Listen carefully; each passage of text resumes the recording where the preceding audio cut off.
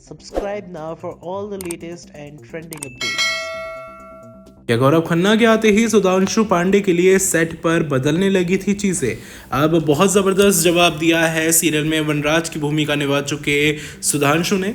बहुत बहुत स्वागत है आपका आपके अपने चैनल इन ट्रेंड न्यूज पर। चैनल पर नए हैं तो चैनल को सब्सक्राइब कर दें। अनुपमा फेम सुधांशु पांडे के यूं अचानक शो छोड़ने के बाद टेलीटाउन में कई सारी अफवाहें उड़ने लगी। कोई कह रहा है कि सुधांशु ने रूपाली गांगुली की वजह से शो को अलविदा कहा है, वहीं कोई ये भी कह रहा है कि राजन शाही के साथ अभिनेता के रिश्ते में खटास आ गई थी। अभी सुधांशु ने इन रिपोर्ट्स को खारिज किया ही था कि दूसरी रिपोर्ट में दावा किया जाने लगा कि गौरव खन्ना की एंट्री के बाद से ही सुधांशु इनसिक्योर फील करने लग गए थे।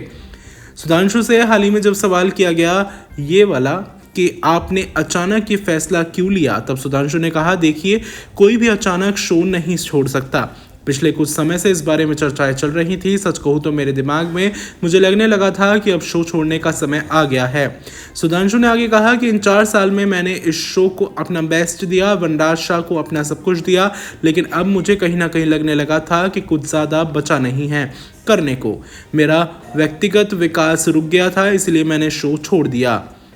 क्या गौरव की एंट्री पर आपके साथ चीज़ें बदल गई? इस सवाल के जवाब पर सुधांशु बोले, नहीं ऐसा नहीं हुआ था। शुरुआत में मेरा किरदार ड्रामा क्रिएट करने के लिए रखा गया था और गौरव की एंट्री के बाद भी मेरी पोजीशनिंग वैसी की वैसी ही रही।